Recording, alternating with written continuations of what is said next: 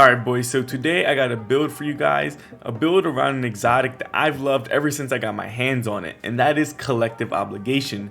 Now this exotic just recently got a buff with the start of the new season. Honestly, in my opinion, it didn't need a buff, you just have to build into it pretty heavily, but now it is just insane and you can just keep chaining your void debuff leeches and it just feels amazing to use. So let's go ahead and break down this build. But before we get into the video, boys, I was in the most recent episode of the Guardian Down cast. You will find a link in the comments as well as in the description down below. We talked about all kinds of things. It was about me personally, about my life, about what I do outside of gaming, then about my YouTube channel. We talked about the Lightfall review, our thoughts on the new season, our thoughts on Art 3.0. So go ahead and give that a listen. You can find it on Spotify and I promise you, you will not regret it. All right, let's get into the build now. So for this build, we're going to use Scatter Nades. We're also going to use Child of the Old Gods and Feed the Void. Now Feed the Void is the most important aspect because every time you proc Devour while using Collective Obligation, it actually automatically reloads. So you can bypass reloading for quite some time and just keep chaining those kills as long as you're proccing Devour. And this is also going to help with my grenade spam, which is really important for this build. As for my fragments, I'm using Echo of Undermining, Echo of Instability, Echo of Persistence, and Echo of Expulsion. Echo of Undermining will cause my void grenades to weaken, which will make it much easier to get those grenade kills to proc Echo of Instability, which will give my void weapons volatile rounds, and Collective Obligation is a void weapon.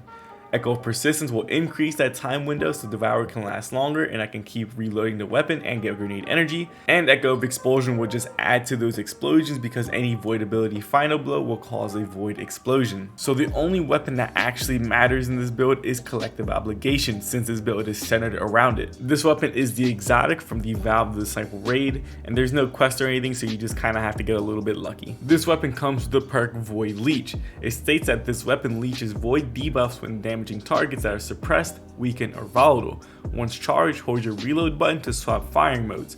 In this mode, damage from this weapon applies the same void debuff that was leeched. So for example, if you make an enemy volatile and then begin to damage them with Collective Obligation, you will begin to siphon that volatile debuff from that enemy. Now it doesn't take it away from them, you just siphon it and put it into Collective Obligation. After about 2 or 3 bursts, it'll say Void Leech ready.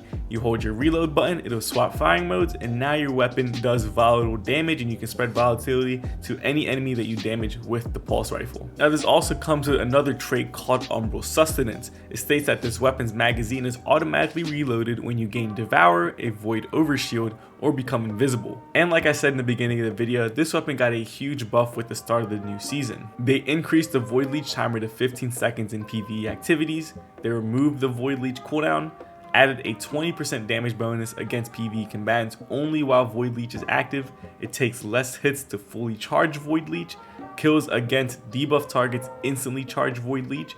Void Leech is also instantly charged when your character is affected by void debuffs. It does not work if you're hitting yourself with your own suppressor grenade though, and fixed an issue where Umbral Sustenance was activating with non-void overshields. So as you guys can see, this weapon got absolutely massive buffs in the start of the new season and I'm loving it. It just makes the gun so much better. It was already pretty good in my opinion, but they just said F it, we're gonna make it 10 times better, and it just feels so good to use. As for my stats, I'm using 100 resilience, 100 strength, and I have 8 discipline, literally 8. And the reason for that is because I have Devour, my fusion rifle has Demolitionist, and I'm using Nothing Manacles, which gives me double scatter nades. So essentially I'm gonna get tons of grenade energy. I really don't need high discipline at all. And like I just said, we are using Nothing Manacles for that double scatter grenade charge. It also enables tracking for scatter grenades because I want to be able to easily get those kills with the grenade so I can proc volatile rounds from Echo of Instability. Now moving on to my mods, I am using Elemental Ordnance,